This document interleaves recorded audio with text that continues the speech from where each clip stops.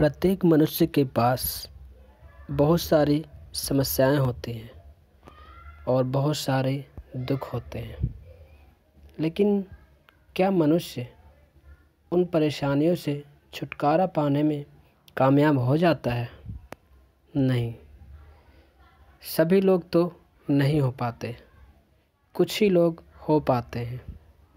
आइए जानते हैं कि हम अपनी समस्याओं से कैसे मुक्त हो सकते हैं और आने वाली मुसीबतों का हम कैसे सामना कर सकते हैं। ये घटना गौतम बुद्ध के जीवन से ही है और गौतम बुद्ध जो कि सत्य को प्राप्त हुए थे, उन्होंने सब कुछ जान लिया था। तो आइए जानते हैं बुद्ध ने रस्सी की गांठी की सहायता से कैसे समझाया कि हम अपनी परेशानियों को कैसे सुलझा सकते हैं। एक दिन सुबह के समय बुद्ध के सभी शिष्य उनके प्रवचन सुनने के लिए बैठे हुए थे। तभी बुद्ध वहाँ पर आते हैं। वो एक रस्सी को अपने साथ लेकर आए थे। गुरु के हाथ में रस्सी को देखकर सभी शिष्य हैरान थे। बुद्ध अपने आसन पर बैठे और उन्होंने रस्सी में एक एक करके 3 गांठ बांध दी।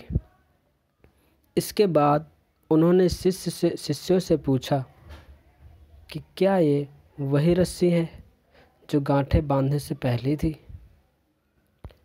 सभी शिष्यों ने अलग अलग तरह के जवाब दिए और उनमें से बुद्ध के प्रश्न के जवाब में एक शिष्य ने कहा, गुरुजी, इसका उत्तर देना थोड़ा मुश्किल है। इसका जवाब हमारे देखने के तरीके पर निर्भर करता है। एक तरह से तो रस्सी तो वही है, इसमें कोई बदलाव नहीं है। एक शिष्य ने कहा कि अब इसमें 3 गांठें लगी हुई हैं जो कि पहले नहीं थी, तो हम इसे बदला हुआ भी कह सकते हैं। अन्य शिष्यों ने भी कहा कि वास्तव में ये रस्सी तो वही है, बदली हुई दिख रही है, लेकिन इसका मूल रूप अपरिवर्तित है। शिष्यों की बात सुनकर बुद्ध ने कहा, आप सभी सही बोल रहे हैं, अब मैं इन गांठों को खोल देता हूँ। ये बोलकर बुद्ध रस्सी के दोनों सिरों को खींचने लगे और इसके बाद बुद्ध ने पूछा क्या इस प्रकार से रस्सी की गांठें खोली जा सकती हैं?